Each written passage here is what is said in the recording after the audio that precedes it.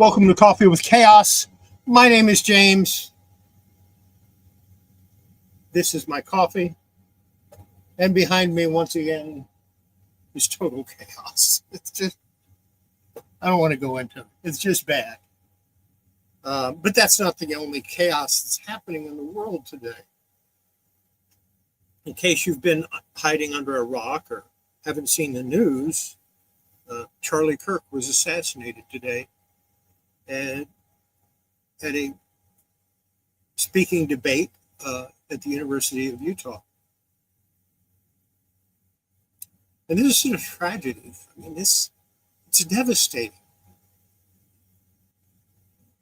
Now, of course, he was a political activist. He's a Republican and political activist. But let's not, and that's probably why he was assassinated. But let's not talk about that. That's not the important part. What makes it a tragedy was that our Constitution, and gives us the rights to life, liberty, and the pursuit of happiness. Charlie Kirk was denied the right to life. He no longer is with us. What makes it a double tragedy is the fact that he was a father, the husband. So I'd like to take a moment of silence to honor not Charlie Kirk, the man, not Charlie Kirk, the political activist, but Charlie Kirk, the husband and father.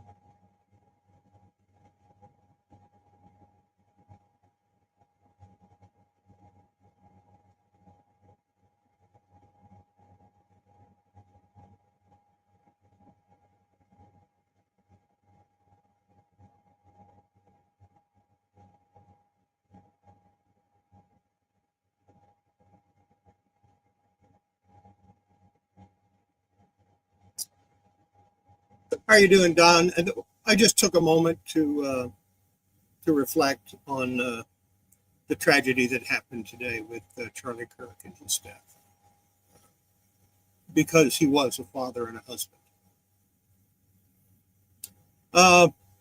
So what happened with me this week? What was going on? Well, of course, I was working on my video, and last night, at 99.9% completion and exportation of my video that was supposed to drop this morning, my computer locked up. It just froze. No, I couldn't do anything with it. So I had to do a manual restart. And of course, I had to re-edit the whole thing, and I made some mistakes on the re-edit because I was in a hurry, and I was trying to get it done, and I put it to start at 6:30 in the morning, which I always do. Didn't pay attention to the date, and it was scheduled for 11 for tomorrow, which is not when I wanted it to go off. I wanted it to go off today on the 10th, this morning. So I finally realized at about 4 p.m. my time, and I let it go. I released it. So the video is out there for you to watch later. What a mess that was. And the reason it happened was because when it finished uploading, or when it finished editing and I started uploading it, it was after midnight. So it, instead of going on the 10th, it went to the 11th. So, but I got that fixed. Now, let's talk about something that happened this week that I'm kind of excited about. And I'm not talking about this box here. We'll get to that eventually. I'm talking about in the early 90s, well, actually closer to about 93, 94 maybe. I think it was 1994 because I think I had my store by then, but I'm not sure. But I know I had this comic in the store. And it's when I ran across this for the first time. This is a House of Mystery, or Elvira's House of Mystery number 10.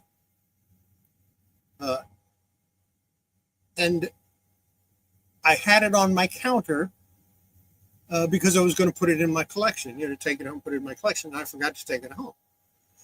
Went to sleep, got back up, came back in. My wife was there. I said, "Where's the comic I had on the counter?" "Oh, somebody offered me $5, so I sold it." I said, that one was for my collection." She went, "I didn't know." I said, "Yeah, I know. That's okay." So I made it a point to, I was going to collect them all. I was going to get them. I knew it was going to take a while because I wasn't going to go crazy searching for them, and it took time. But last week, I think on Thursday, I bit the bullet and I went ahead and ordered the last one I needed for my collection. Bought it off eBay. Probably paid more than what I should have, but more than what I wanted to, but I really wanted to finish this. So let's go through them. We've got Elvira's House of Mystery, number 1. Let me get my piece of paper out because I do have the names of the artists. And this is a Brian Boland cover. So, we like that a lot.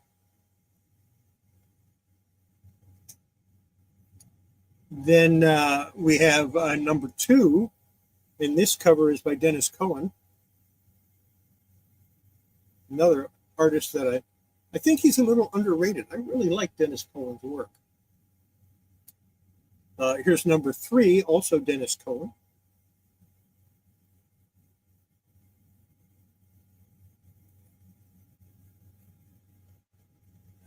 Number 4, a Mark Beecham cover. And it's a negative space cover, which makes it cool. Then we have number 5, which is also a Mark Beecham cover.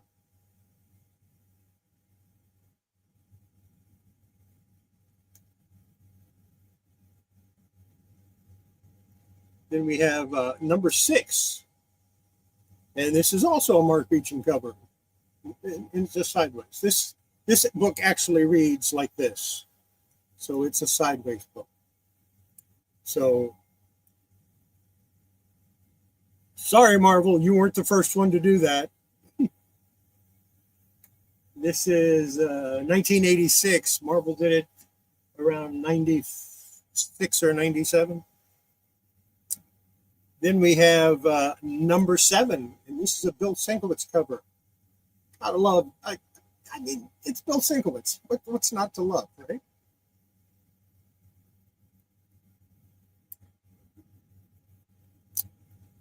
This is number 8, and this is a Dwight Turner cover. I wasn't worried about getting newsstand or direct. I didn't care. I just wanted one of each. Of course, I wouldn't mind having one of each of both. This is number 9, and it is the only photo cover in the run.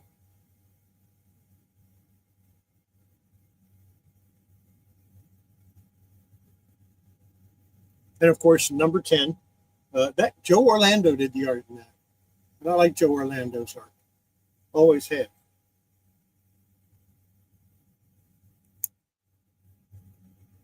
And here's the special, number 1, Jose Luis Garcia Lopez.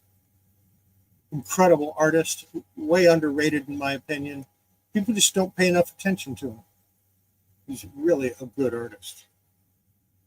And finally, one that I think I paid too much for, but it's the going rate. And I didn't have it in my collection, and I'm closing in on having all of this artist's covers in my collection. I think I might have all of the U.S. printed or published covers in my collection. I think this might be the last one. I'm not going to swear to it, but it's number 11, and that's a Dave Stevens cover. And of course, I do collect Dave Stevens covers and interior art.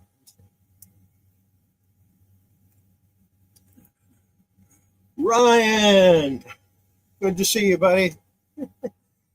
Haven't seen you in ages. And yes, I agree 100%. Garcia Lopez is really, really good. He did a lot of Titans, I believe. Card Shop Reality is a store in Louisiana, which I've been threatening to visit for a long time now. I just have to get off my butt and go and contact him before I do. So, I'm going to put these off to the side. And we'll grab this next stack. And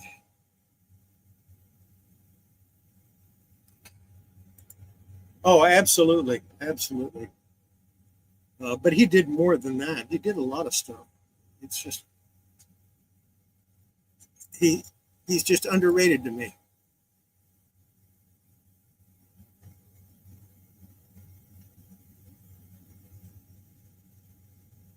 I haven't been in Shreveport in 40 years. 74, 75, somewhere around there. No, 77. Yeah, 1977 was the last time I was in Shreveport. I'm sure it's changed a bit.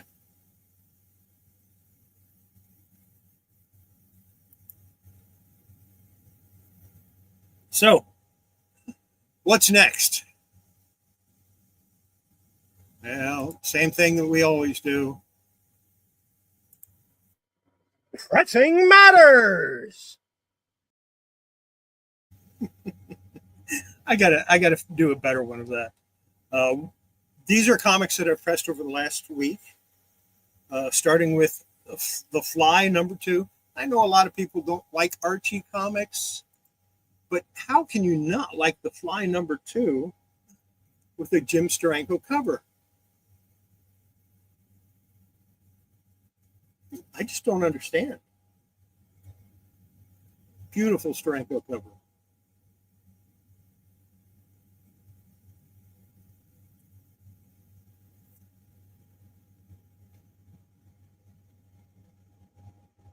Then we have Boris Karloff, Tales of Mystery, #32.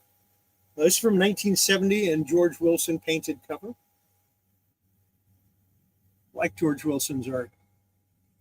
It's good stuff. Another underrated artist, in my opinion. Then we have from 1949, Tarzan #7, Jesse Marsh cover, of course. And we'll go ahead and pull it out so you can see the back. There's the back cover.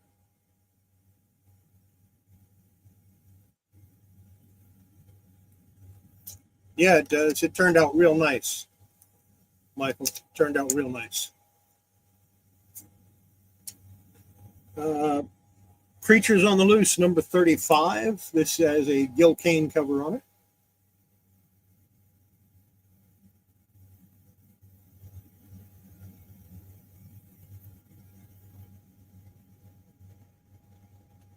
And this one is from 1974. It's a little dot, #154.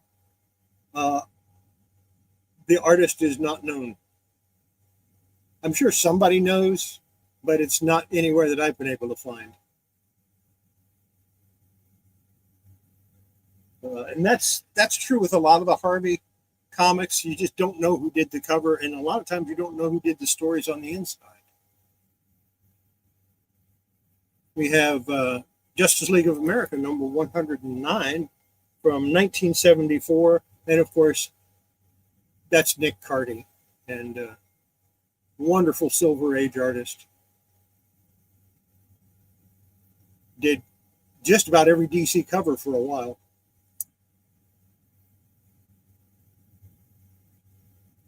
Here's American Flag number 14 from 1984, and of course that's a Howard Chaykin cover.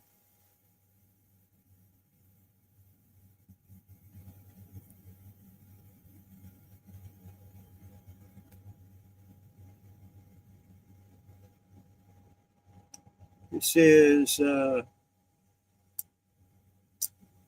Grendel number 31, and that is John K. Snyder the third did that cover. I believe it was inked by Grendel's creator, but the cover was done by Snyder.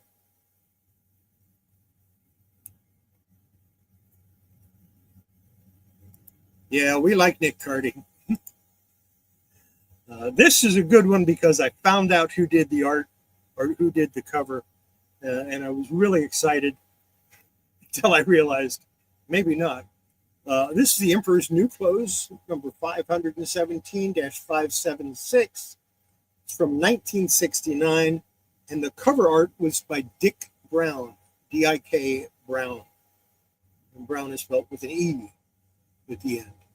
So that was cool. I finally found out who did one of the covers. And I think he did quite a few of them. It was a 1983 Cerebus number 55. Of course, that's Dave Sim.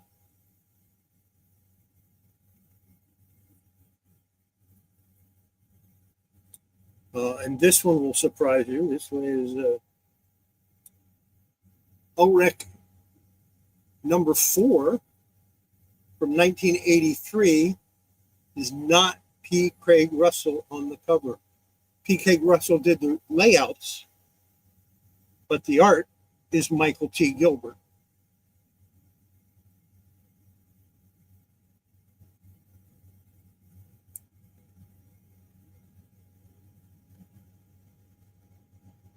And here's a Phantom from 1974, number 61, a beautiful Jim Aparo cover.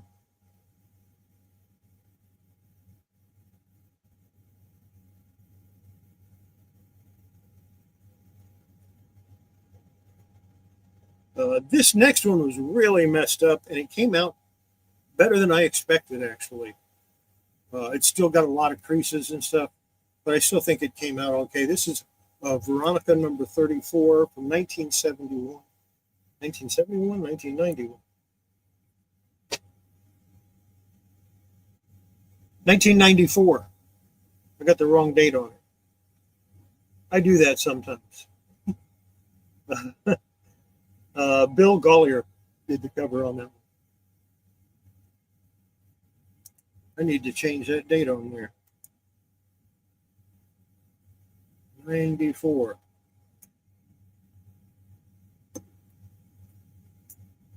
Next up, another Boris Karloff Tales of Mystery, number 71, from 1971, number 36.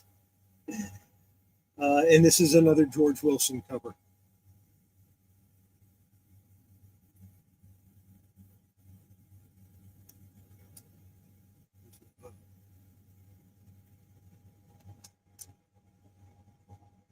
Tarzan number 11 from 1949. This is a Morris Golub cover. But of course,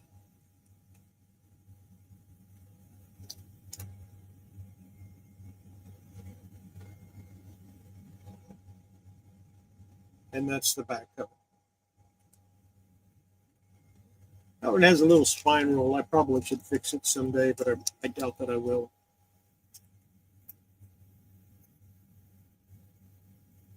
Creatures on the Loose, number 36 from 1975. Another Gil Kane cover.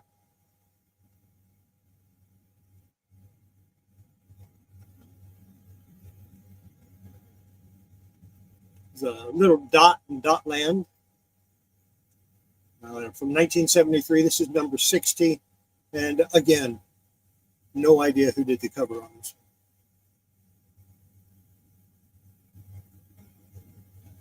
Yeah, that Tarzan looks really good. Little bit of Silver Age here. From 1965. Murphy Anderson cover on Hawkman number 10.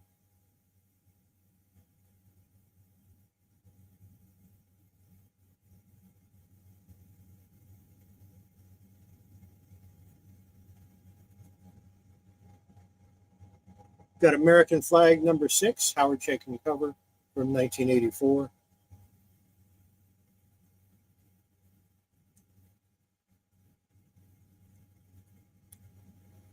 Crossfire number 18 from 1987. Dan Spiegel did the cover on this one.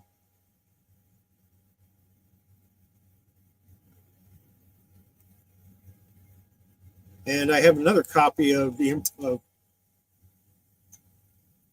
everything's exactly the same as the previous one I showed. And this, of course, is Dick Brown.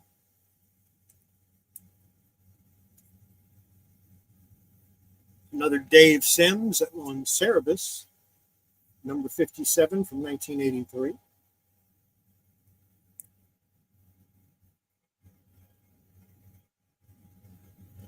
Alien Worlds, number 3 from 1983. William Stout did the cover on that.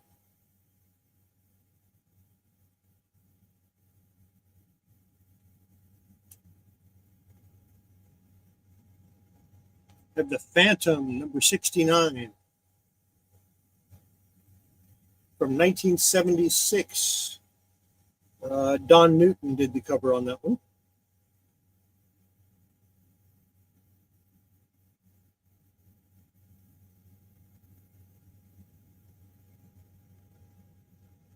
Here's Archie, number 432. This is from 1995. Stan Goldberg did the art on this. And I really like Stan Goldberg's Archie covers. I think he did it good. I like the way he drew them. Bit of a fan of the 90s Archies for some reason.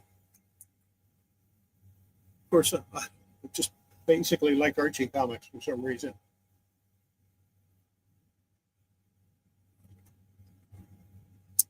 The Gold Key comic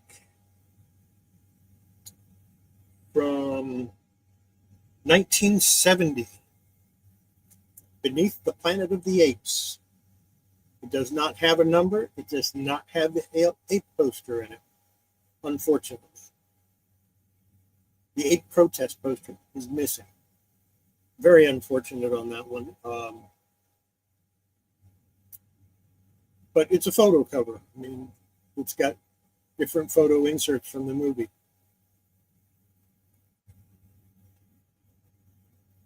Next, I forgot when I showed this originally, when I was going through my Tarzan comics, I forgot this is from 1950. It's Tarzan number 16. This is the Canadian variant. So this is the Canadian copy. And the way you can tell that, just so you know,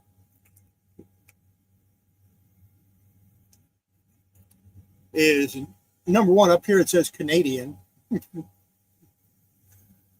Number 2,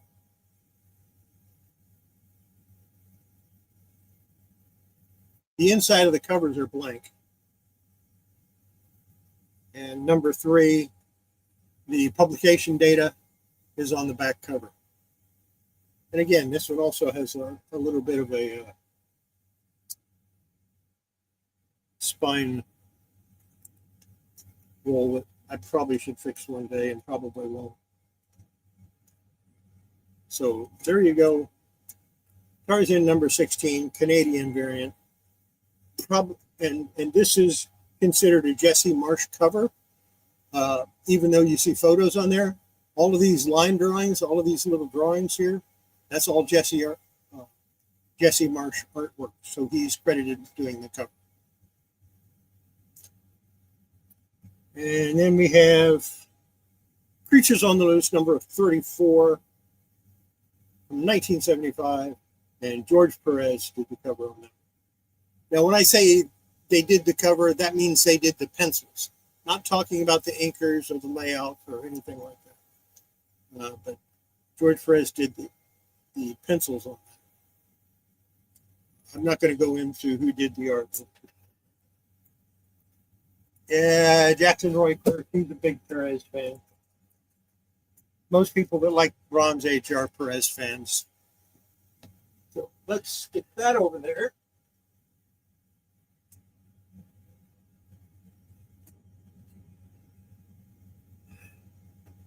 See, I had them all listed in big enough font that I could read it. And for the Elvira's House of Mystery, I had that listed too. Big enough print that I could read it. What's in the box? This is a long box. I wanted a little bit more than what I like to pay for bulk comics, especially newer comics. But when I say new comics or modern, newer comics, I'm talking from about 1988 to present. To me, that's new. Probably because I'm old. But the box was full, and they wanted $100, and that's more than what I like to pay. But he's given me a lot of really good deals in the past, and he needed the money. He was short on making his car payment. So I did him a solid and went ahead and bought him.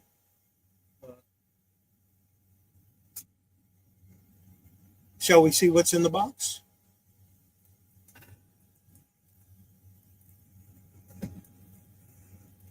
And like I said, it's pretty full. Start out with X-Men 41 because I don't have enough copies of it.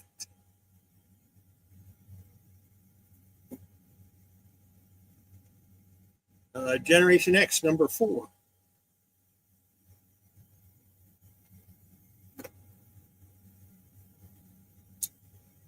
Cable number 20.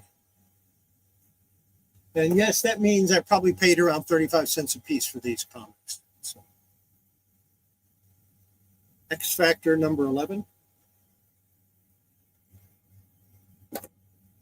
That doesn't mean I'm going to sell them for 35 cents. If it's something I decide to sell, I'll probably ask more for it. I have no idea. I've never seen one of these before. Danger Comics number 1. I have no idea what it is. So we're going to put that in a stack that maybe I want to check out. Darker Image number 1. See who's on the card. Deathblow card. Darker Image number 1.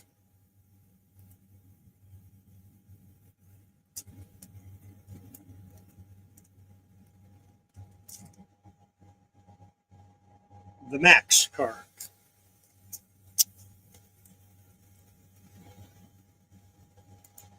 What's up, Roy? Glad you could stop in.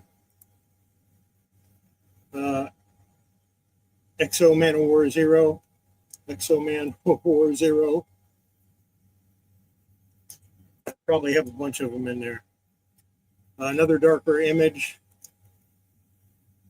Another Max card. Another Darker Image. Blood Wolf card. Another Exo Zero. And another Exo Zero. This is Cable number 29.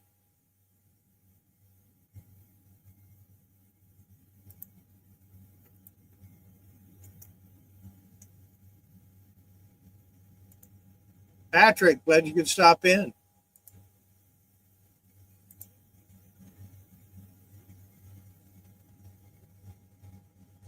He has tons of them out there. Cable number 2.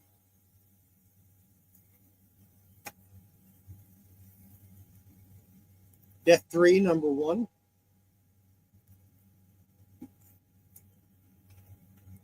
There's a Green Arrow, the 75th issue special. I don't think I have that.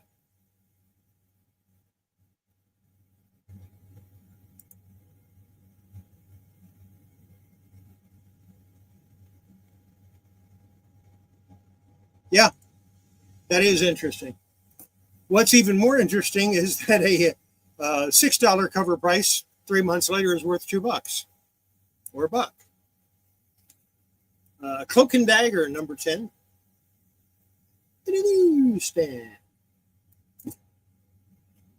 There's Satan 6, number 1. Does it have the card in it? I wonder. Maybe. Yes, it does. It has the card. By the way, that's Kirby. That's McFarlane Inks over Jack Kirby.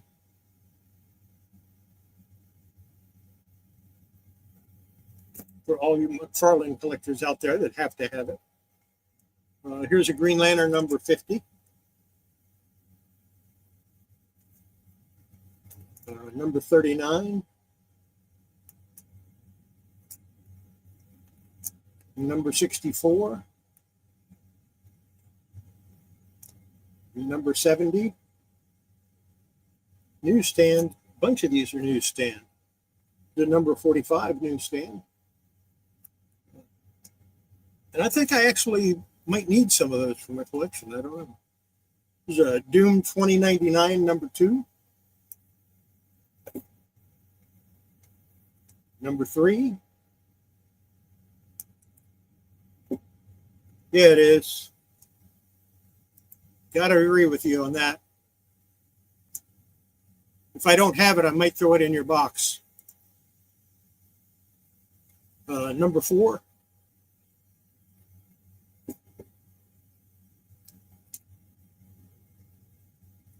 Number 5.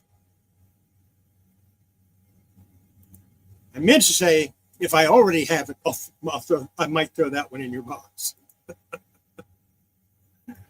And Doom 2099 number 6. That's probably the most Doom 2099s I've seen in a long time. This is New Gods number 6 from the 90s.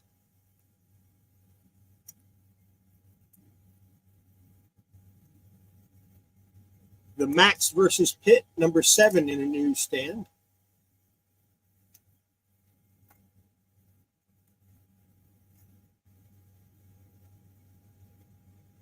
Oh, I know I don't have this one. Lucifer 38.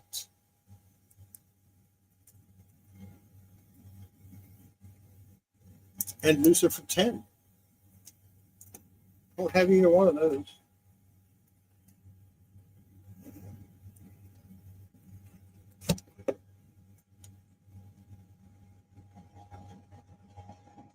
Marvel UK, Gene Pool Sunrunner number 1. And then it's in plastic for sure. It's in a. Okay, it's got a couple of cards in it. Got 4 cards in it. I hate modern comic bags. Dark Stars number 1.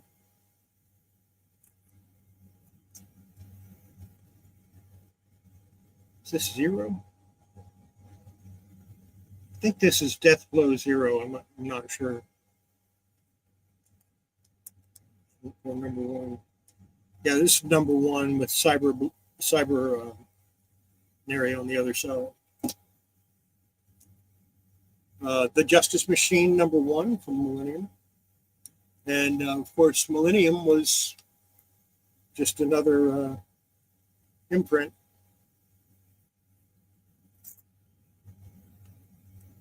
From Epic. Here's Law Dog number 1.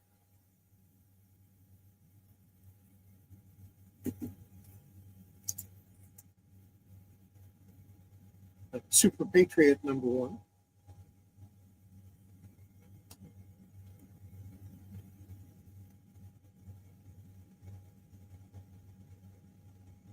This one is going to go in my collection. It's mantra number 1. It has the certificate to send off for something and the card. All my copies of mantra number 1 are not in the poly bag. And that one won't be in the poly bag, but I'll keep that stuff with it. Prophet number 1. Another Exo Man-O-War number 0.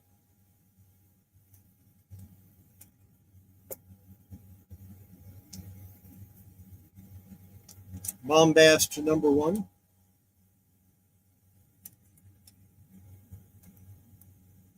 And it's out of the bag, so I assume it doesn't have the card. A Night Rider number 1.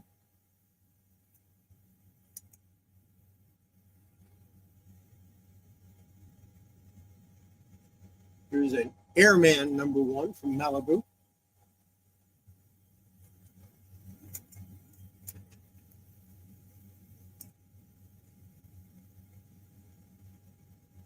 Scarlet number 1. This was a DC.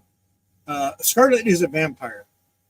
So it's like DC's take on Blade, but with a sex change. Aside from that, it's a really good series. I've read it. I liked it. Here's Man of War number 1.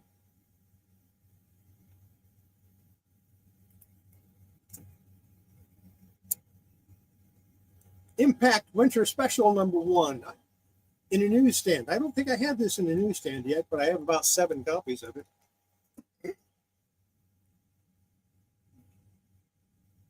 The Invaders number 2.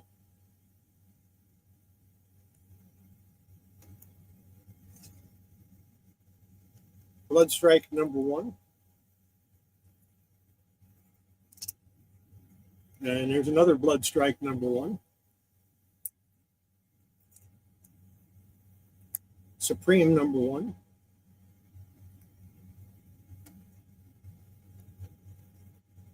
Lobo Annual number 1. The Bloodlines Outbreak. Now I know I have a copy of this because I have all of the Bloodlines Annual. Someday I'm going to get them all together and read them. Someday. There's a Captain Glory number 1.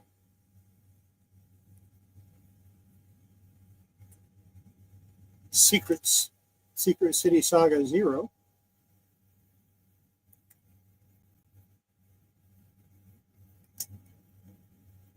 Warblade number 1.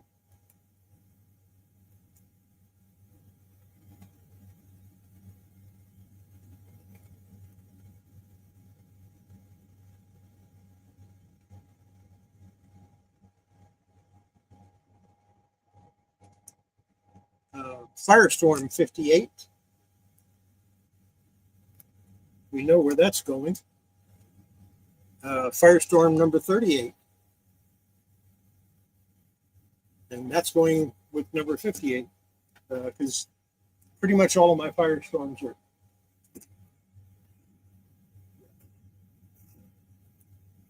They all got. What's this? I didn't see this before.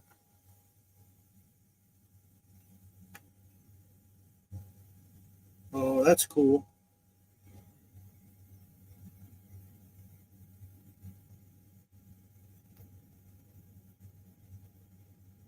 That is cool. I like that a lot. Might have to stick it in a frame if I remember. Daredevil 328.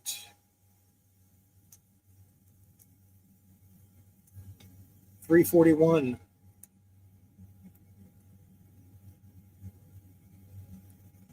345.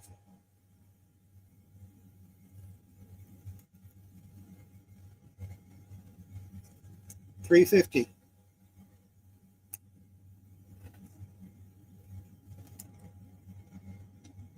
There's Crucible number 1. think I'm missing that one. That might be. I think Crucible is the one that I'm missing somehow. It's Daredevil 349.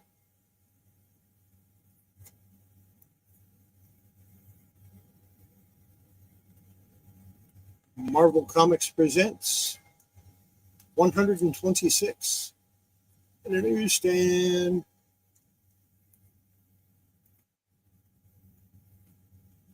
Crucible #2.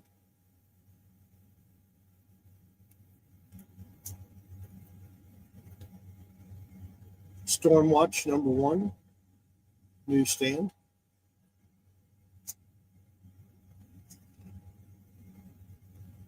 Youngblood Strike File #1. Youngblood 0. Youngblood 4. Hey, if I got to suffer through these Liefeld covers, so do you guys.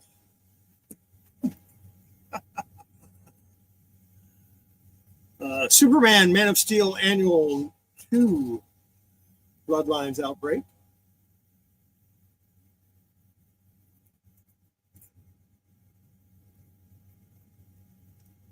Shadow Man 16. Got 2 copies of that.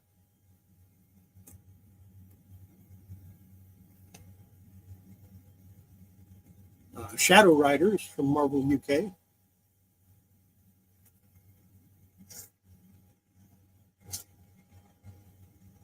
Well, this is cool.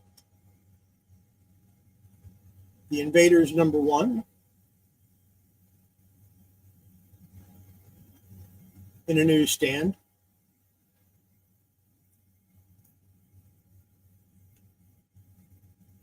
Protectors #9. Yeah, you and me both, but still.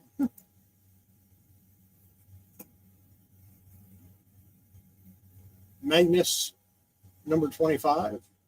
Nice shiny cover. Then another Death Blow.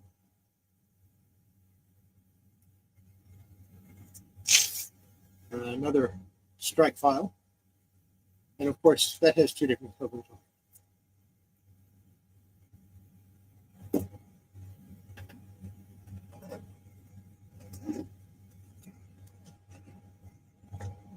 The Pit #2.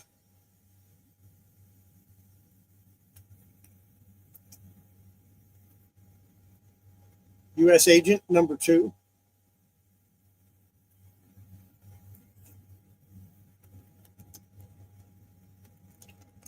Thor #463. Kind of want to keep that one. Might not, but as of right now, I want to keep it. U.S. Agent #4.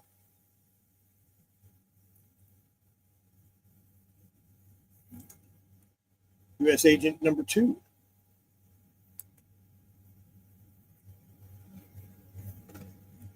Cyberforce #2.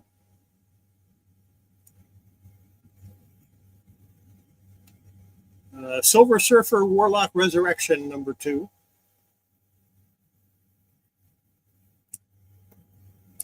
And Silver Surfer Warlock Resurrection #1 in a newsstand.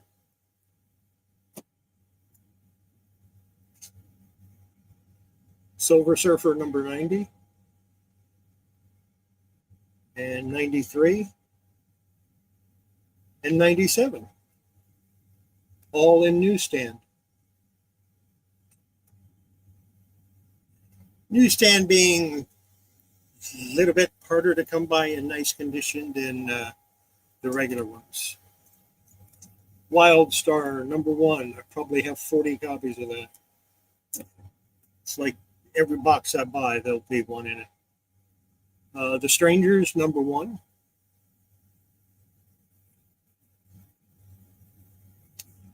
Supreme #2. #3. And #4.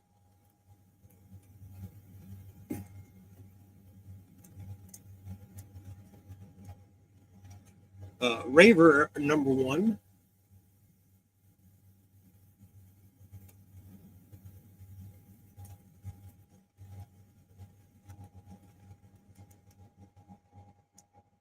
Here's Demon number 4. It's part of the Matt Wagner miniseries. This is in a newsstand.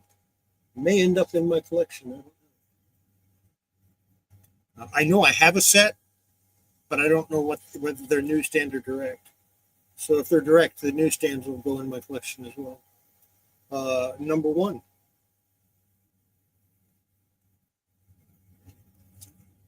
Second Life of Dr. Mirage, number 1.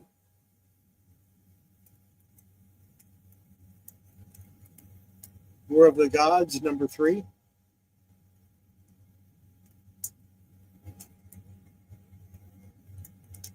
Star Trek Deep Space Nine, number 1 from Malibu with poster.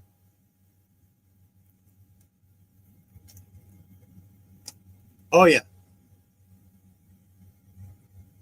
Absolutely. I got hooked on him with the Mage and then discovered Grendel and then all the other stuff that he's done. Doctor Strange, Sorcerer Supreme, number 87.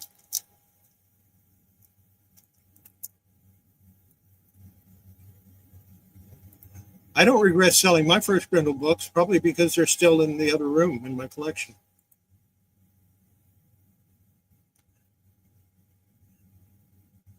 I know that's evil, isn't it, Roy? Here's Hawkman number 8 from 1987 newsstand. Good stuff. Armageddon 2001 number 2.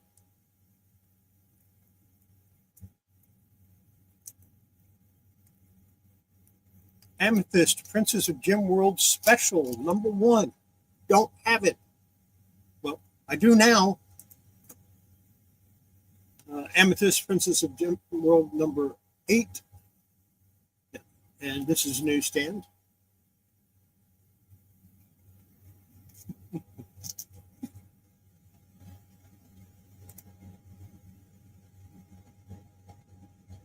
Yeah. Yeah, but I don't know if you've noticed or not, slab prices are coming down to the point where slabbed comics are selling for about what the raw comics are selling for.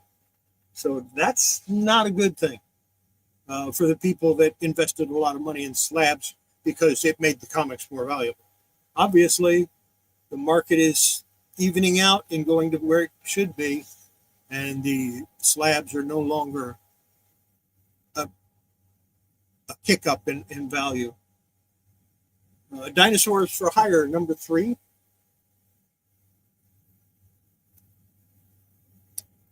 And number 2.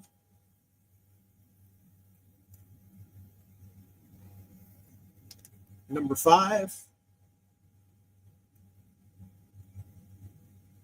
And number 6. And you got to love this cover. Jurassic Jerk. I mean, I'm sorry. That's just a great cover.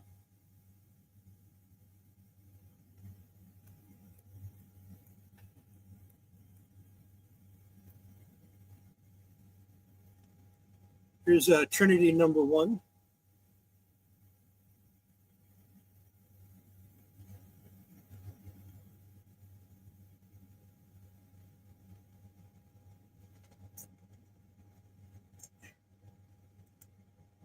I just never got into Whatnot. It didn't do anything for me. Yep, what a jerk.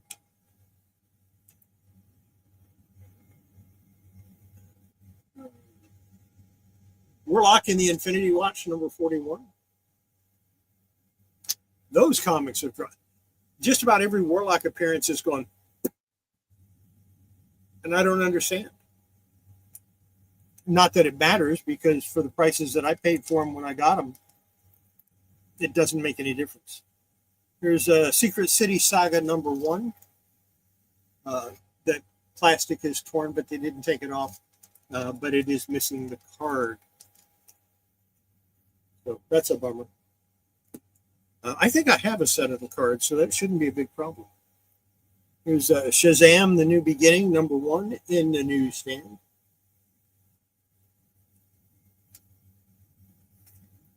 Justice League Task Force #1.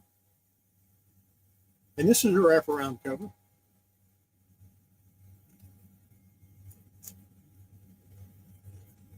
The Invaders #1.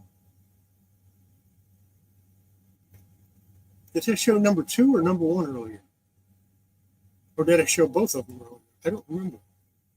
Wildcats #1, because you can never have too many of these. And, well, yeah, I guess you can. I have a stack. I guess the stack just grew because here's another one and another one. Youngblood #4.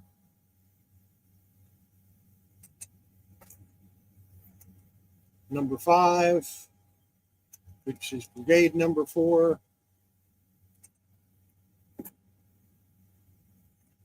Shadowhawk 2 #2. I just never really could get into Shadowhawk. I tried, but couldn't do it. Shadowhawk 2 #3. Ooh. Star Comics. Newsstand. #2. Inhumanoids. Well, if I've got 2 of these, that means one of them will probably go up for sale eventually. New Mutants 51. I'll have to check and see if I have a copy of that. I like New Mutants. And Excalibur. I like Excalibur also. Those are Excalibur and New Mutants are about the only X titles I ever really liked. What If #83? What if Daredevil was the disciple of Doctor Strange? For the love, honor, and the soul of Elektra.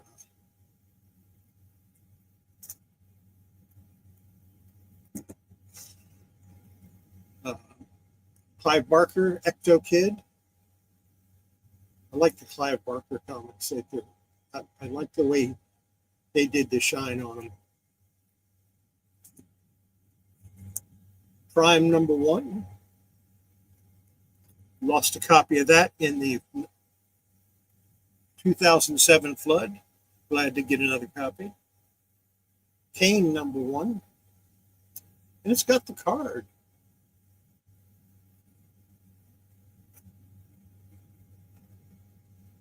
Mystery Incorporated, part of the 1965 series. Not that it was made in 1965, that was the name of the series. Warlord #115 and #110. I know I've got both of those. I have all of the Warlords.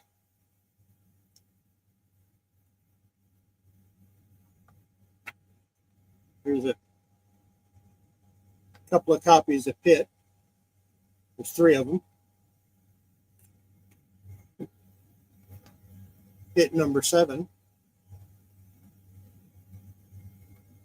And #3.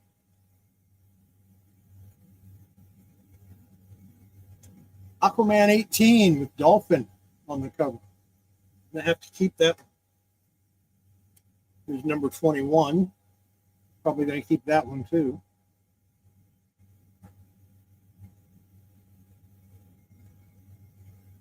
Stormwatch #1.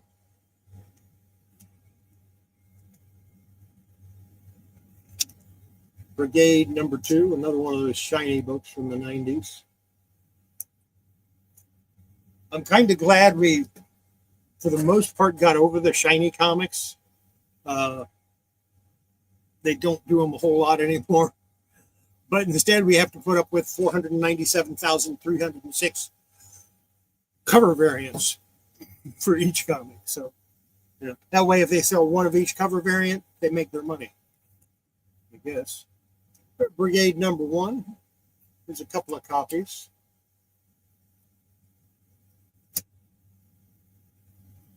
Wheel of Worlds 0. I know I have a copy of that.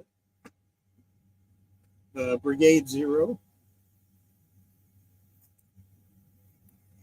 Darkman #4. You never see the later issue. I never see the later issues. All I ever see is Darkman 1. Darkman #5.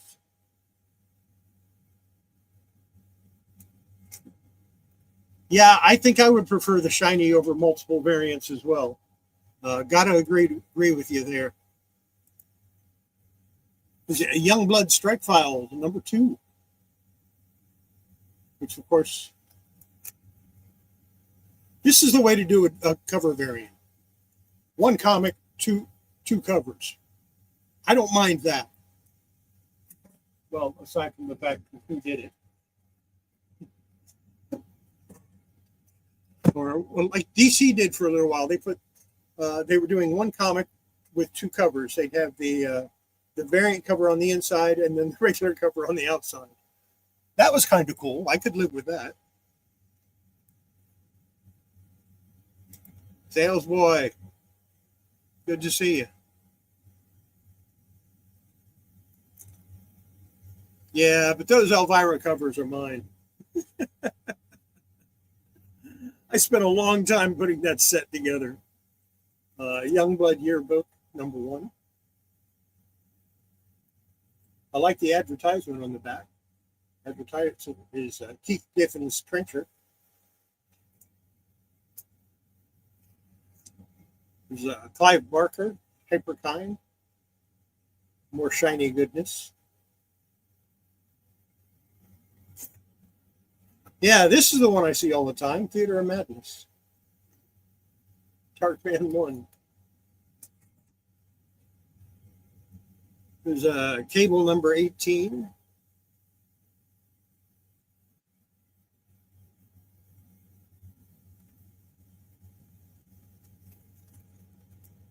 Pit #2.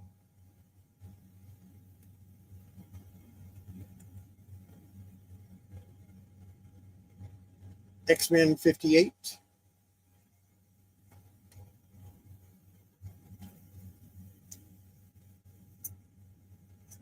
Silver Surfer Warlock Resurrection #3. And there's 2 of those.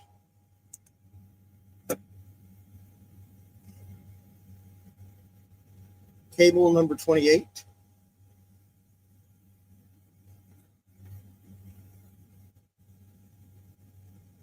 What an awesome cover. I like this cover a lot.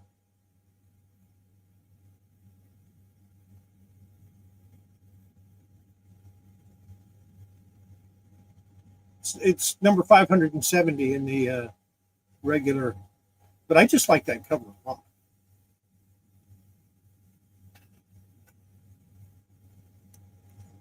Stormwatch 0 with the Stormwatch card.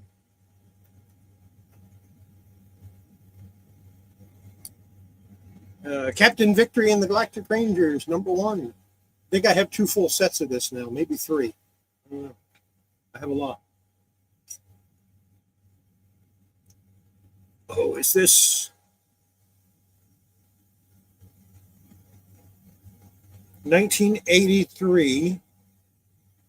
So this is the first kitchen sink print of Spirit #1.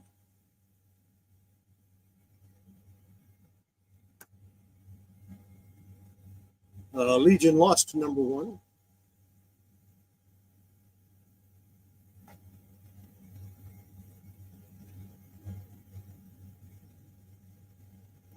Looks like #5. Yeah, it is. Amazing Fantasy #5 from the miniseries.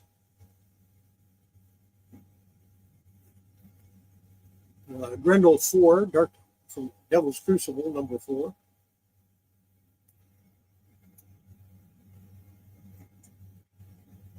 Grendel Behold the Devil #1.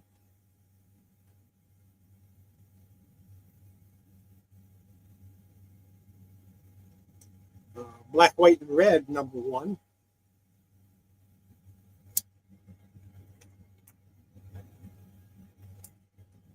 Two covers.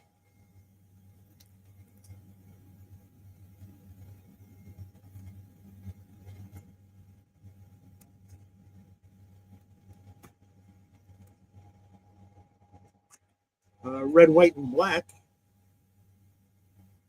and black, white, and red.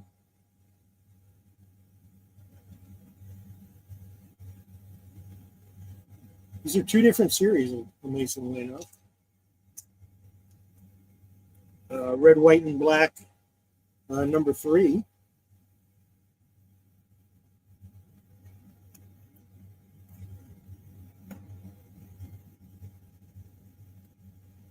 Black, white, and red, number 3.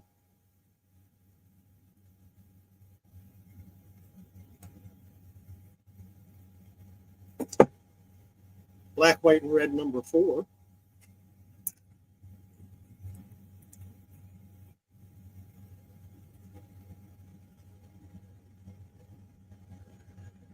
Yeah, I had a feeling you'd like that, especially that number 11, huh?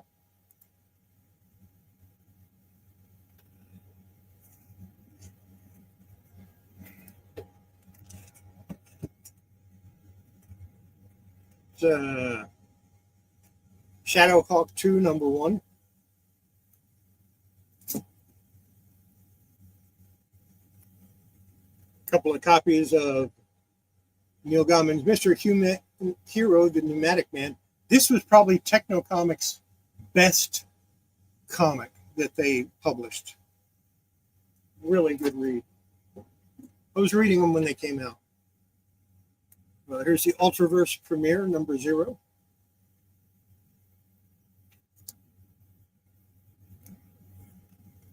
I knew there had to be one in here somewhere, but this is a number 7, so maybe I'm okay. Turok Dinosaur on number 7. I don't mind getting Turok as long as it's Son of Stone, the Gold Key. Warlock and the Infinity Watch, number 8.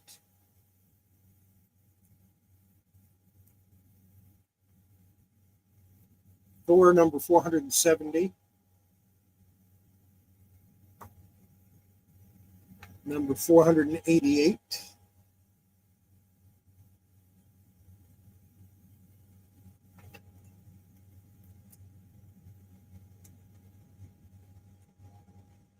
$456.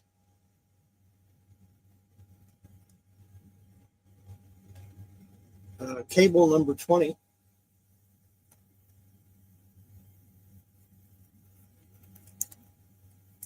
Cable, number 2. Number 3. Primordials, number 2. This was a pretty good book, too. And I got a couple of copies of number 1 here.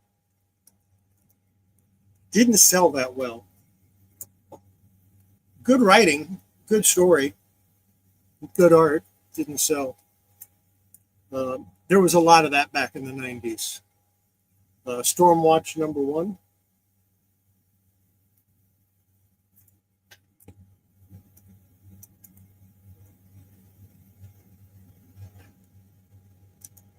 Crux, number 28.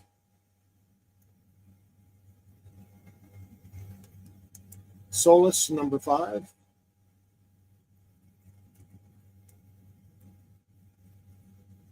Fantastic Force, number 1. Another one of those shiny covers.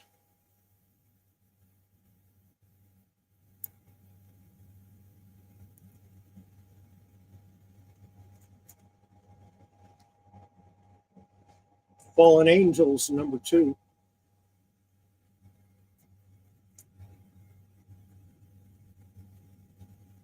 Tales of the Teen Titans, 71. Which, yeah, that was the new Teen Titans, or that was, the new Teen Titans, and then it became Tales of the Teen Titans. World of Krypton, number 3. Newsstand. Don't know if I have it or not. There's too many Superman books for me to know unless I look at it. Unless I look it up. There's X Mutants, number 1. Now, the original X Mutants, number 1, not this one, but the original one, was Ron Lim's first artwork, published artwork. I have a couple of copies that went around somewhere. Warriors of Plasm, number 1.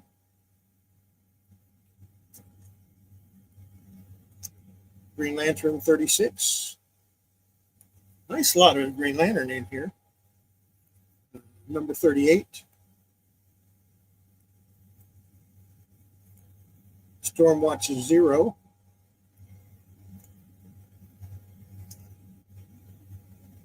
Deathmate Silver.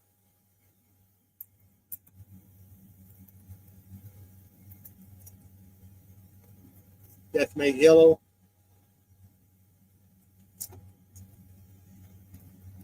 Union number 1. Another Primordials number 2. Deathmate Blue.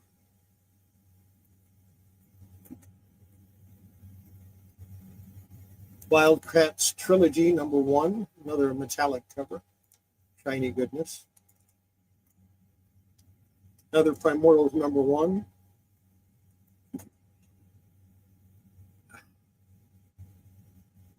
Well, crap. I thought I was going to get away without having one. There's another Primordials too. Kane number 1. Doesn't have the card. Yes, this has the Frenzy card in it also. It means there's 2 of those in there. X-Men 38.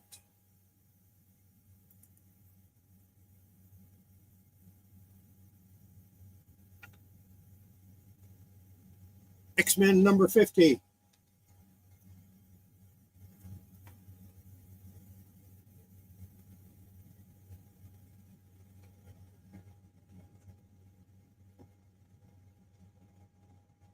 There you go, sales boy. Amazing X-Men number 4. In a newsstand, I believe. Yes, that is a newsstand.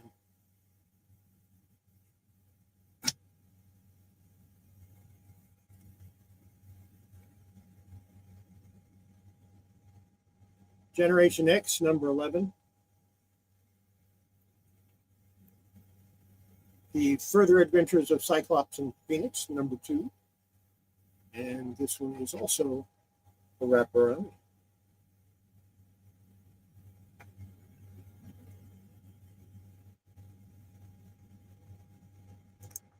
X-Man 13.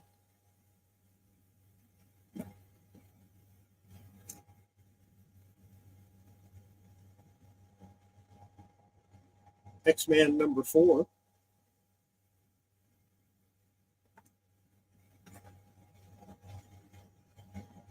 X-Factor number 120.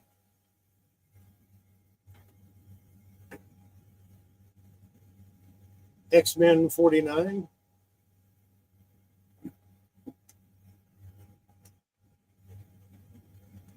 Who's Who number 24.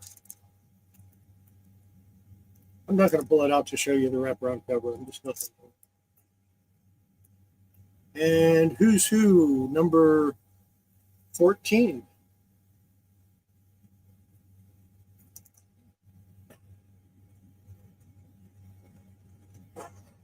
Oh yeah, I like that team too. There's 3 X-Men titles I like. I liked Alpha Flight, I liked Excalibur, and I liked New Mutants. Here's Alpha Flight number 48. And here's one I've never seen before. It's a one-shot special. Everyone Hates Fight Man number 1.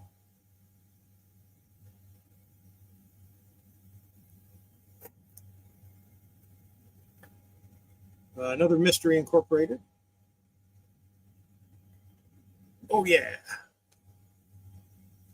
I can start reading Trencher now. Here's number 1.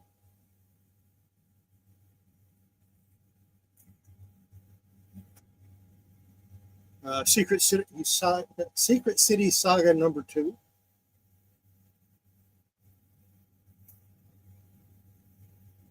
The Valiant Reader number 1.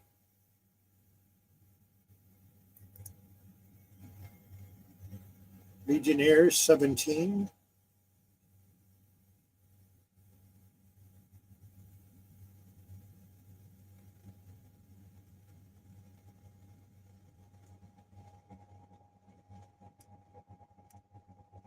Legionnaires 16, Adam Hughes cover there.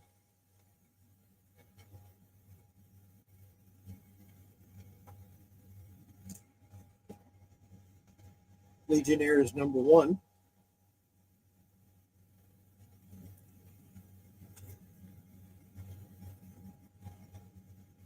Wolverine 76, newsstand.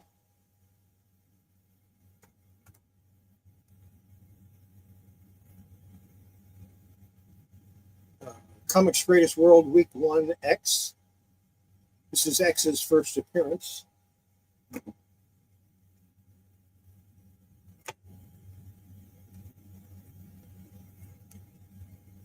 X Factor number 109. Again, newsstand.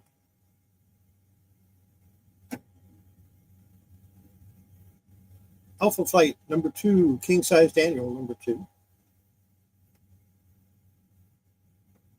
Alpha Flight 41. Alpha Flight 42.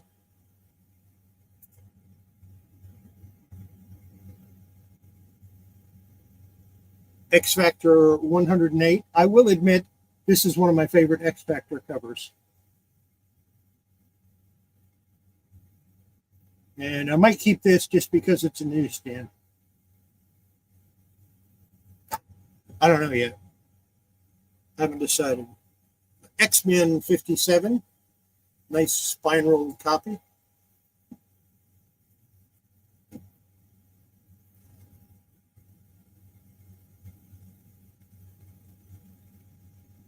What number is this? Oh, Factor X number 4.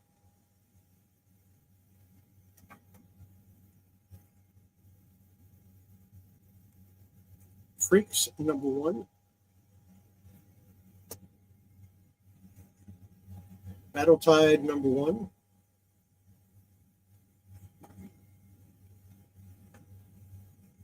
Swamp Thing 59.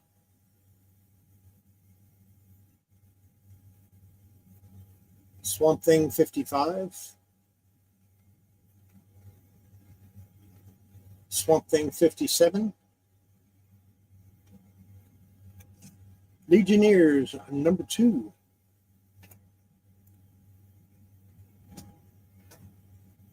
We're almost done.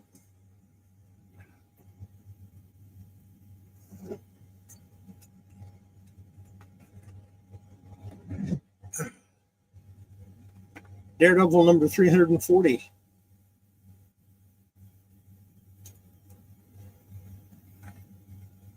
Captain America number 410. Suddenly that Turok number 1 doesn't look so bad.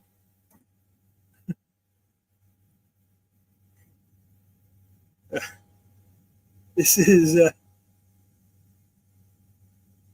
number 443. I don't know why I can't sell a Captain America comic to save my life. Number 448.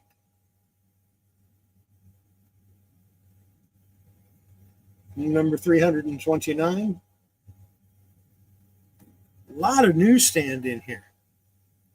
Daredevil 298. 343. 326. This is going to help my Daredevil run out pretty good. 322.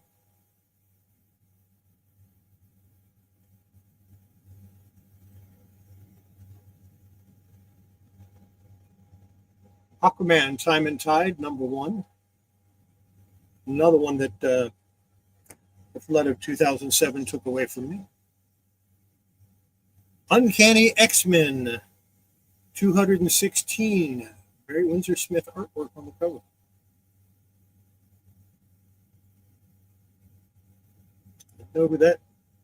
Know that style anywhere.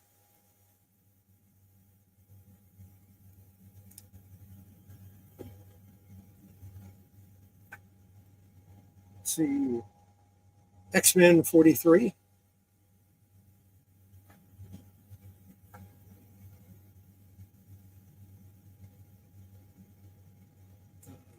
Excalibur number 4.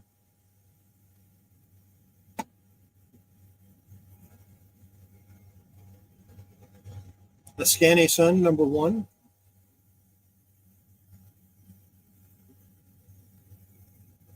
X Factor number 11.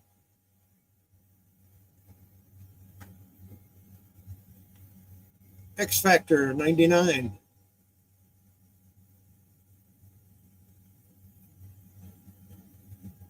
X Factor 105.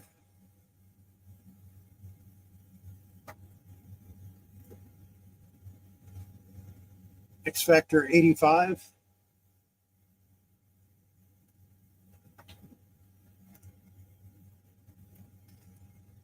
X Factor Annual number 8. With the Charon cover card on the back.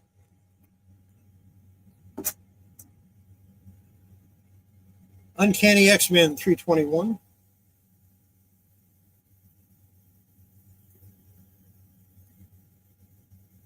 Uncanny X-Men number 320.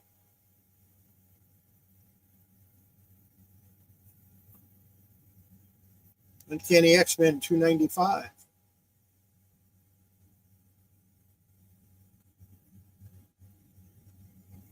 Uncanny X-Men 307.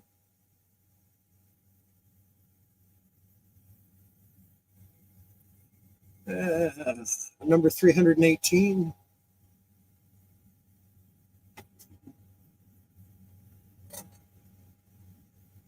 Box is empty. Number 337.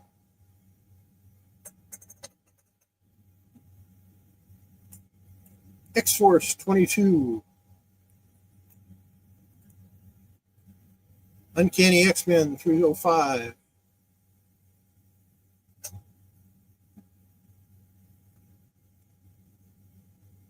X-Force 47.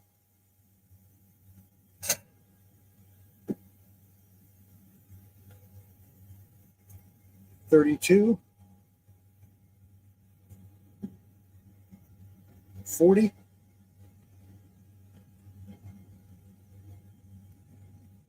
43. 43.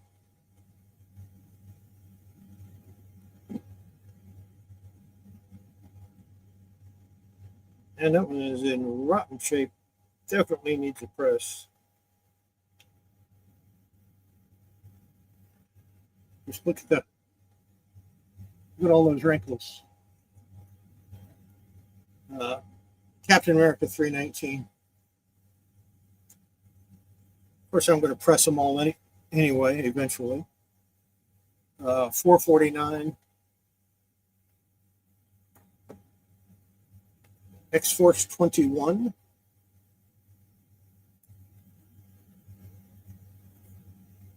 Usagi Yojimbo, Dragon Bellow Conspiracy, number 1. Number 2. Number 3. Number 4. Number 5. And number 6. I think that's the whole run. I don't know. Could be. All of them with covers by David Peterson. I don't collect Usagi, so I don't know. Swamp Thing, number 53.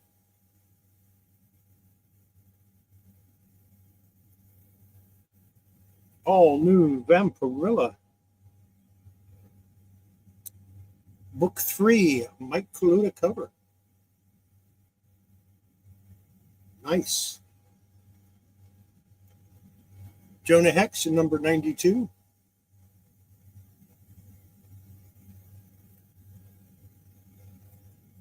Avengers 258. And Avengers 274. And that is what was in the box.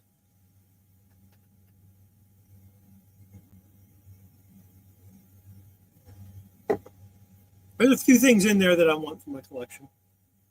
Most of it I don't care about, but there's a few things I want in my collection. Uh, I'll probably end up pressing most of them anyway, eventually, someday, maybe, if I get to them. I've got 3 or 4 long boxes waiting that I have to go through. But I'm doing 4 a day now, so that's 28 comics a week. Let's see. At that rate, I should have all of my comics pressed in about 26 years, maybe, if I don't buy any more. Yeah, hard to find Turok #1. I'll never press a Turok #1. And all of those metallic covers, I won't press those either. I might give them a cold press, but I would never do a hot press on them because it would probably ruin them. So yeah, just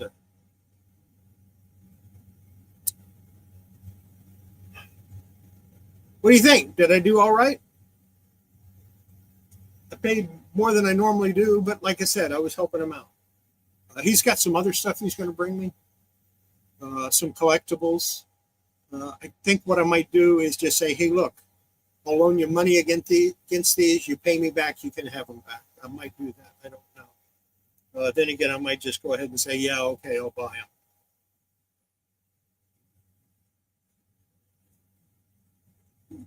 No, it wasn't a little 90s. It was a lot 90s. It was about 90% 90s. There's some DC in there that I don't have. Some other stuff that I'm kind of interested in. Some Ultraverse in there that I don't have or that I need better copies of. So that was good. The few Marvels, the Daredevils, those I'll probably keep all of those because I'm missing a lot of Daredevils in the later years. I'm missing a lot in the early years too, come to think of it. So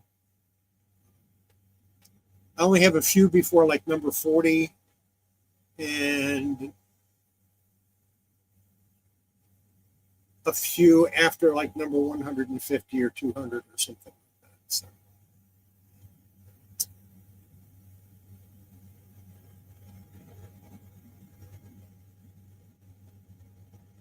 Yeah. There you go. Now all I have to do is find time to start selling comics again. Or what I might do is just do like some of the guys on eBay do, put like 4 or 5 crap comics and then one really good one in there that people are willing to pay up to get the good one.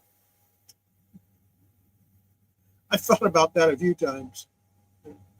5 comics for $10 and you put one $8 or $9 comic in there so they'll be yeah.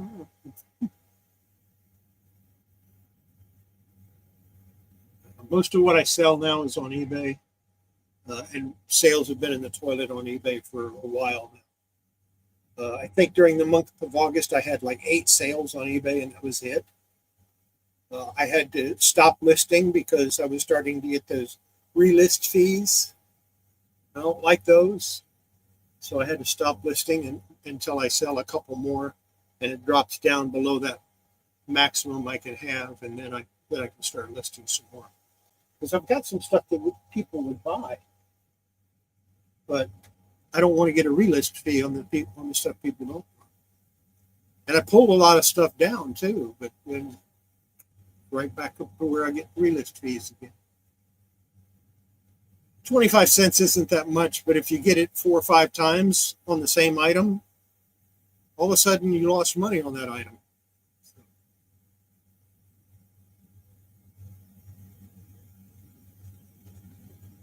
But I do offer, if somebody puts something on, on their watch list, I do offer a discount on it. Not many people take.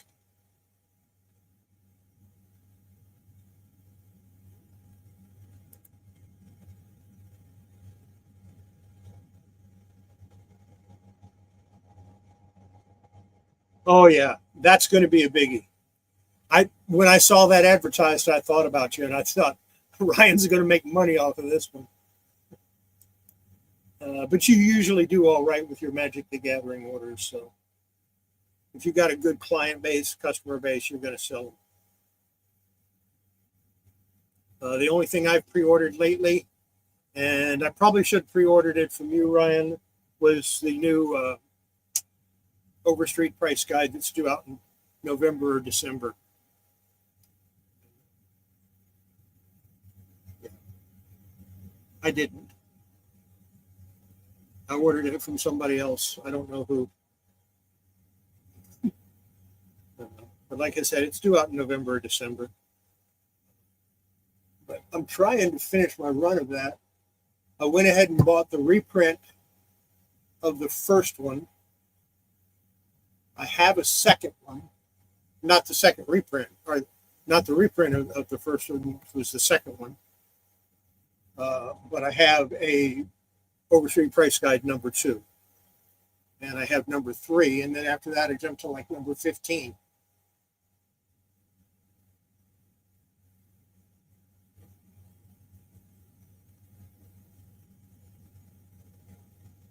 Yeah. But shipping's not that bad when you use something like Pirate Ship or and you can go through UPS on Pirate Ship. So the shipping isn't that bad. It's just packing the orders that's a pain.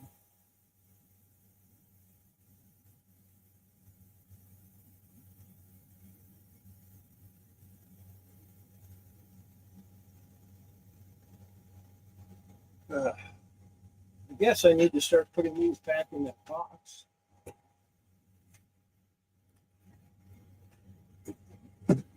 Ended up with 3 stacks of comics, 2 of which I'm interested in, and 1 of them I don't care about.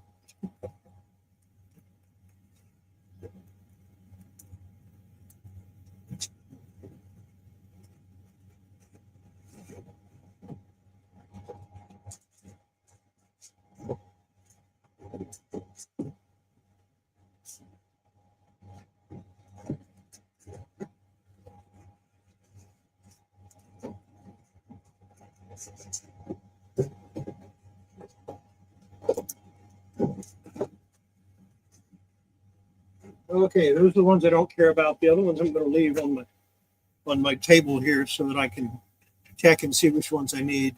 I'm probably going to keep all those Grendels, the red, white, and black, and the black, white, and red. I'm probably going to keep all of those because yeah, I like Grendel.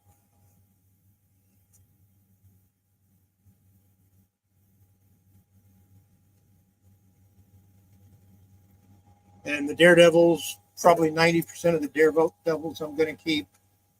I don't know if I'm going to keep that one Thor, but I don't know if I'm going to keep the rest of them or not because I don't have any Thor comics to speak of. I have a few that were duplicates, but that's about it. So we'll see what happens with those.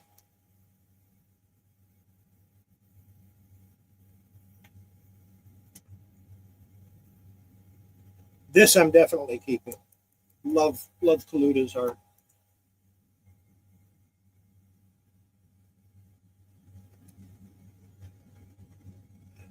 I've got to go through those again and see which ones I want to keep and which ones I don't. Did run across something else. I don't know if you saw it or not. I showed it a couple of weeks ago. Ryan, but I finally took the plunge, Ryan.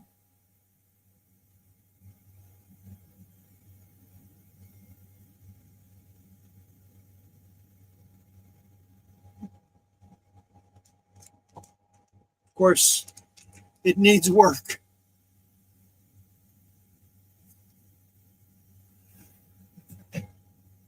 Yeah, well, I'm going to break it open. I'm going to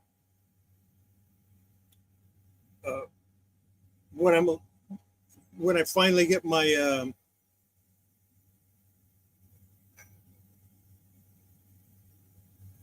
vacuum or my leaf casting setup done right so that it has a vacuum table. I'm going to fix the spine on that because it's got a spine split going all the way down, which is one of the reasons why it's 1.5. Other than that, it's not in that bad a shape. I could fix it just using Tingojo and paste, but if I'm going to do it, I might as well do it right. And I think that's the way to go. But I need a little bit more practice with my leaf casting before I do that one.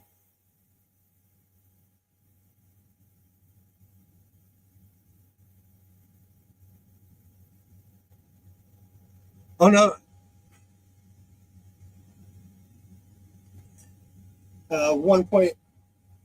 1.5. It's a 1.5.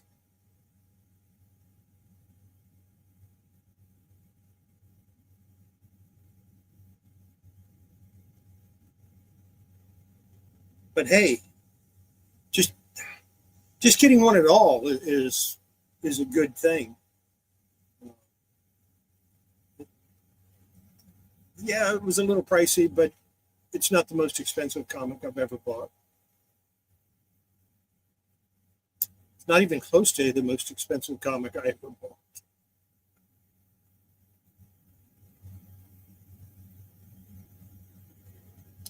Pretty much, pretty much. Uh, if I wanted, if I'm going to get a comic graded, it's got to meet two criteria. Number one, it's got to be worth something. It's got to be a comic that has value to it. Number two, it has to be it has to get me a high enough grade to make it worthwhile. So I'm talking minimum 8.0, and I'm also talking probably Silver Age or somewhere else there. So a minimum of 8.0, and it has to have some value. And number three, I have to be planning on selling it. Those are the three my three criteria. Because to me, getting a comic graded, if you don't plan on selling the comic, it's silly to get it graded.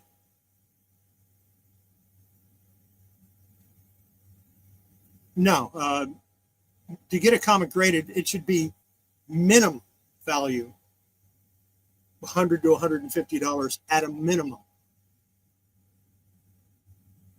And like I said, it should be at least an 8.0 if it's Silver Age.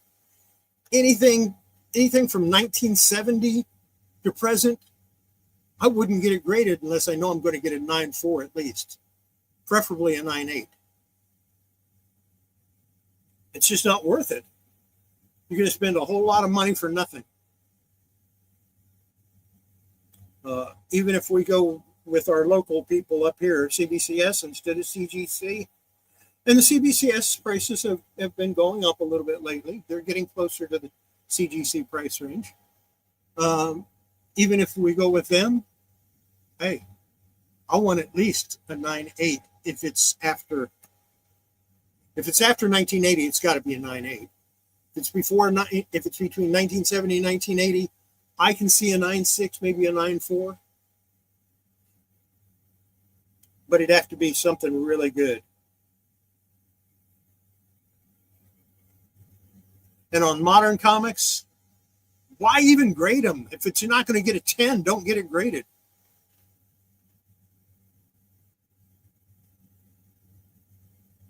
You see all these first appearance of Miles Morales graded. And there's a ton of them graded. And it sells for about the same price as a raw copy.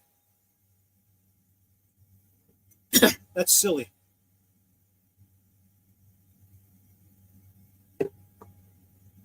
But there was this whole thing for a while of you got to get it graded, you got to get it slabbed because that's going to protect it. And the whole thing is, no, it isn't. It's not going to protect it any more than putting it in Mylar.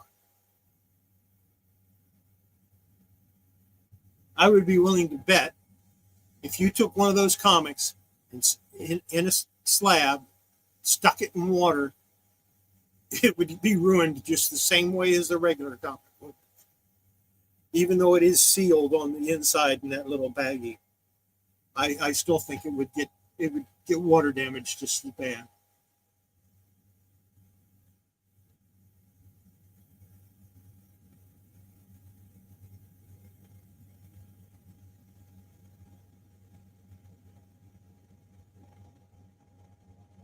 Yeah, I paid over 300 for that Lois Lane #1, which is a reasonable price for a comic in that condition.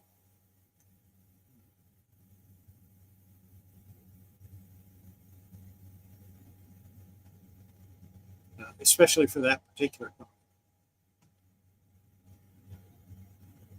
Now I got to find a #2 and a #3 and a #5.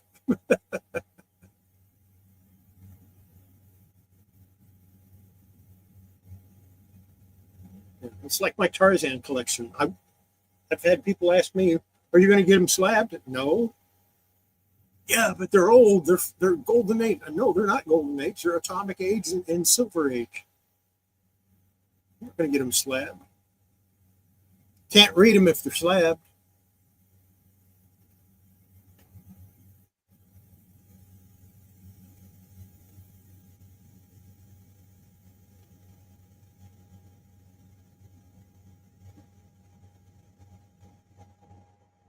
Ended up with a copy of Conan #1, the reprint. The don't you want this for your collection? Why? I've got the original. You need that one? I've got a real one.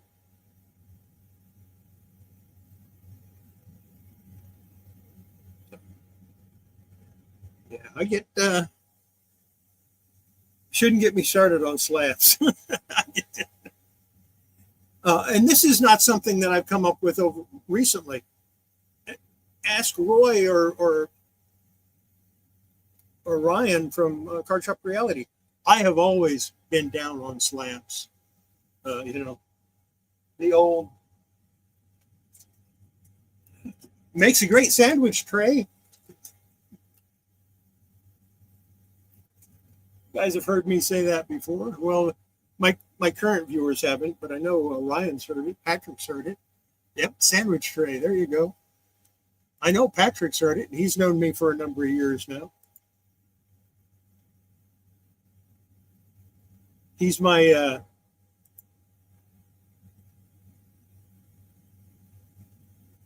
no, it isn't. No, it isn't. No. Truck #1 is not a good drink coaster. And the reason I say that is because it's got that chromium on it, and your drink might slide right off of it. So no, it doesn't make it. Well, I guess if you turned it upside down so you didn't have to look at the front cover, it'd be all right.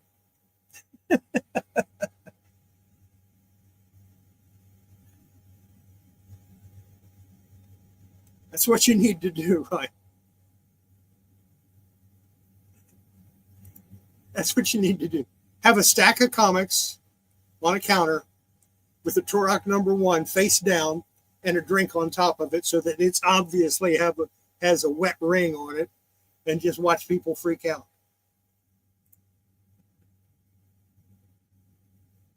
And if you need a copy, let me know. I'll get you a copy. Drink counter test. Watch how many people freak out when they discover you've got a 30-year-old comic sitting as a drink coaster.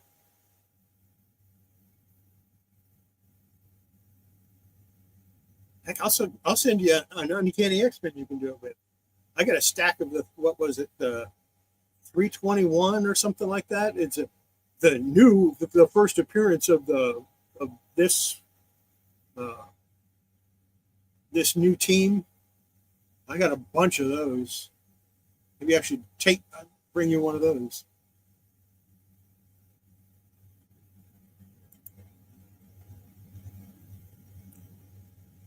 Everybody's good on Turok Valiant ones.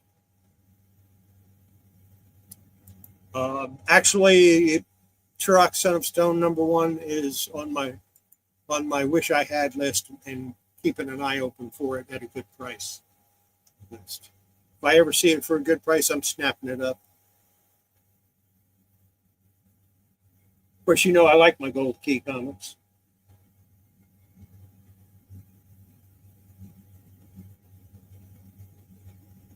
I do have, there's another one I didn't show you. Where is it? I know I had it here somewhere.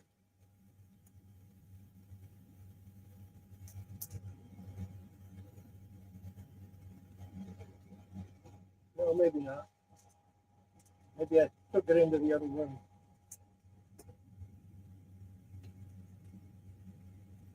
Yeah, it's in the other room waiting to be slapped or waiting to be pressed.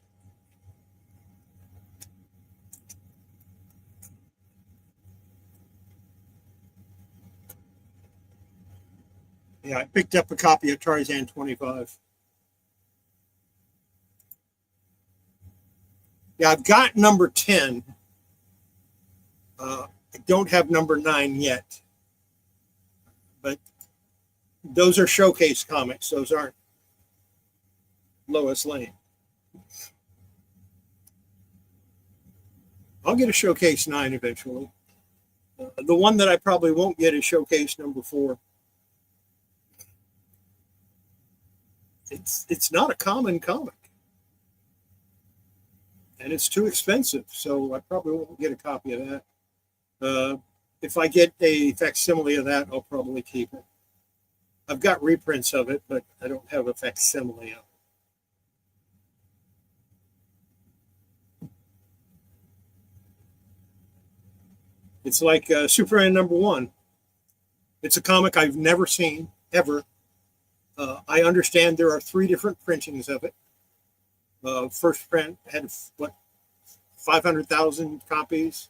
Second print had 250,000 copies. Third print had 150,000 copies from 1939.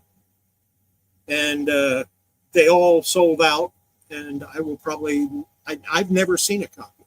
I've never seen a copy in person,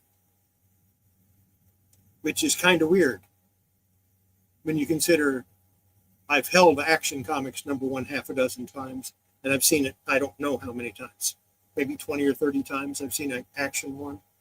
And I'm not talking the reproduction or the facsimile. I'm talking about the real thing, the actual comic. And this was before they were slabbed and graded and all that crap. These were raw copies that I saw.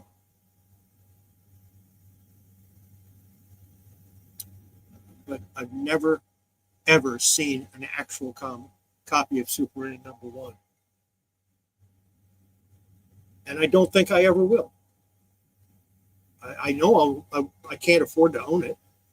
Not unless I win, like 4 or 5 lotteries in a row. And to do that, I'd have to play. That's not fair. I shouldn't have to play. They should just let me win.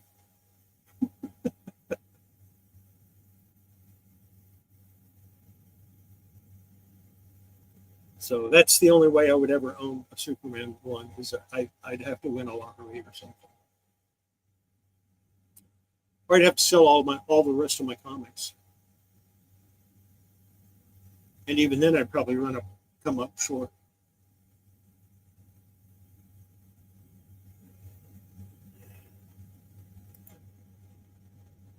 Yeah. It was late.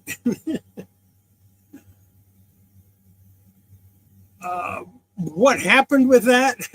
Normally, I try to release my videos at 6:30 in the morning, upload them in the evening, for so that they're out when everybody wakes up. But what happened with that was during the editing process and the export of the video after it was edited, my computer locked. I mean, it just froze completely. It wouldn't do anything. I had to turn it off and turn it back on. Of course, this is right after I had such a slowdown, I couldn't hardly do anything, because when Windows wants you to upgrade, or when Windows wants you to take your updates, they screw up your system until you update it. So I went ahead and updated it. Then I did the edit, and it didn't work out. So I finally got it to where, I had to go back and I had to re-edit the whole thing, export it a second time. By the time I finished exporting it, it was after midnight. and I had it to go at 6:30 in the morning, forgetting that I had to reset the date from the 11th to the 10th. And I kept wondering, why hasn't anybody looked at the video? Why hasn't anybody commented? So I went to my YouTube page and I saw, hey, wait, it's showing that it's going to show up on the 11th. So I changed it to where it would release in like 5 minutes after I noticed that, which was like 4:30 this afternoon. So that's why it came out so late.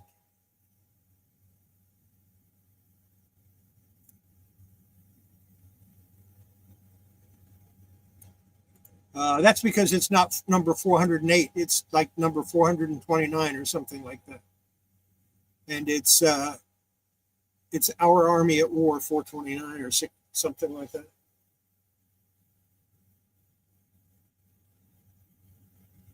Or you just need a Sergeant Rock 408 and don't have a copy. I don't know if I have a copy either. Let me check my list here, see if I've got it.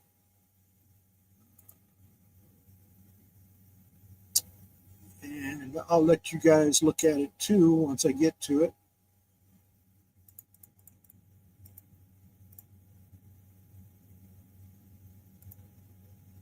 I'll share the screen with you. Let's see if I remember how to do it.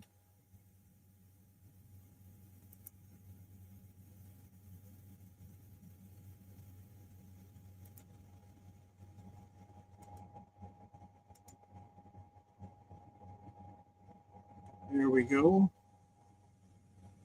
And I need to go over to it so I can bring it down.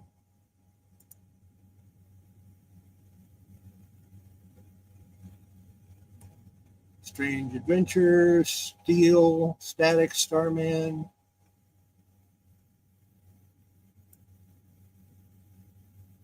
Star Spangled War.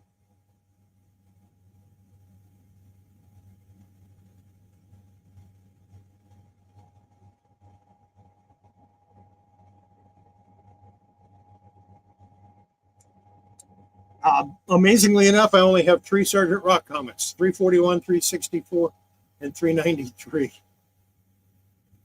All of them newsstand. Oh, and I have a Sergeant Rock special number 15.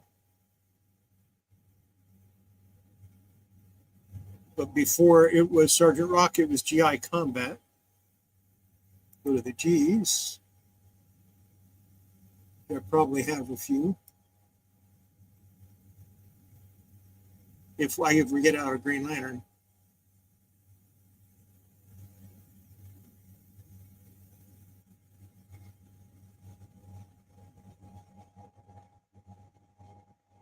No, I don't show any GI Combat. How is that possible? I know I've got some.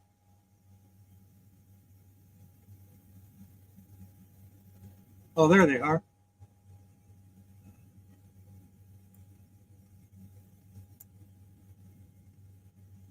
Don't have a whole lot. My number 182 is a Mark Jeweler.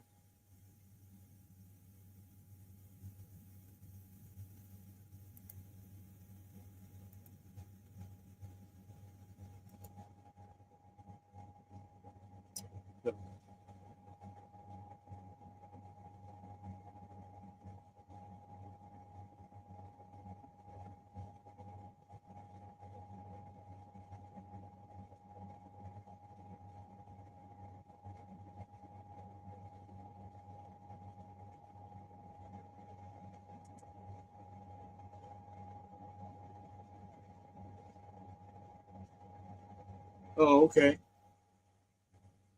Yeah, I don't have that.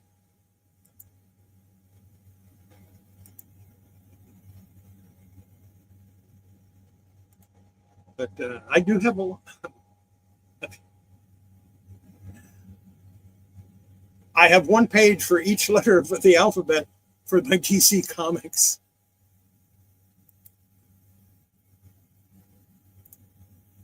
For instance, let me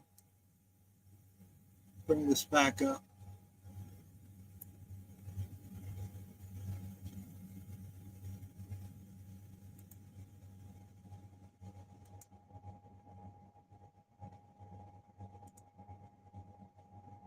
These are Action Comics. And we'll go take a look at that. Start with number 238. And this is all Action Comics.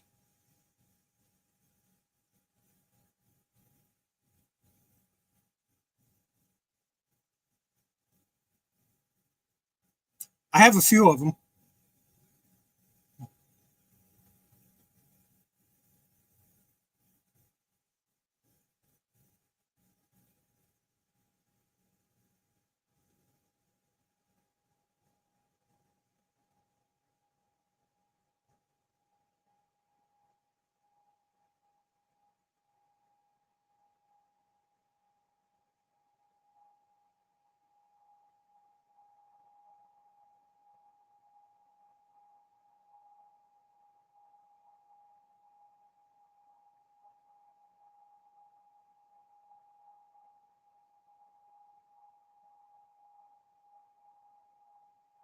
I have 572 Action Comics, not including the annuals. So yeah, I have a few. 572 Action Comics. Not counting anything that I haven't gotten listed yet into my database. Or it's not really a database, it's a spreadsheet. And my Superman list is almost as bad.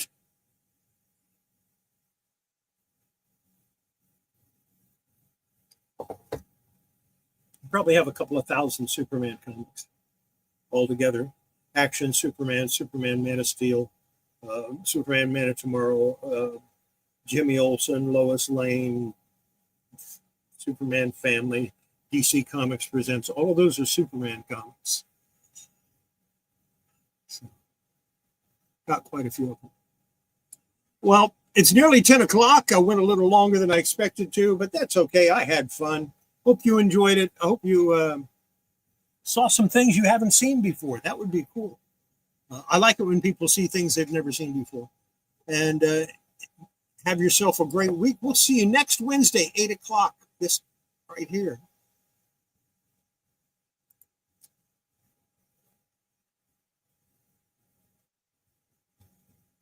Yeah, I don't have one. I asked them, I offered to buy it and have them send it to me. They wouldn't do it. So that's one of the reasons why I dumped them, because they wanted me to pay for things and then they didn't want to send them to me. There you go.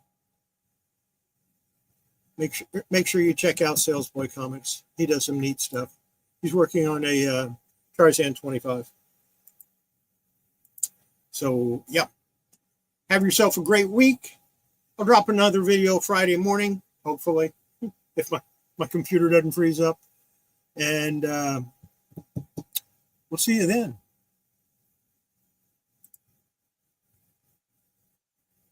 Yeah, isn't that a pain?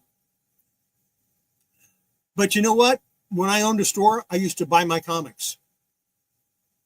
I gave myself a 10% discount, just like I would anybody else that worked for me, but I bought my own comics. And like I said, we'll see you next week. Have yourself a great week. Have yourself a great weekend. Maybe do a little fishing if you have time. In the meantime, take care, everybody. Don't forget, like, subscribe, do all that YouTube stuff if you're not already subscribed. And check out my videos. Bye.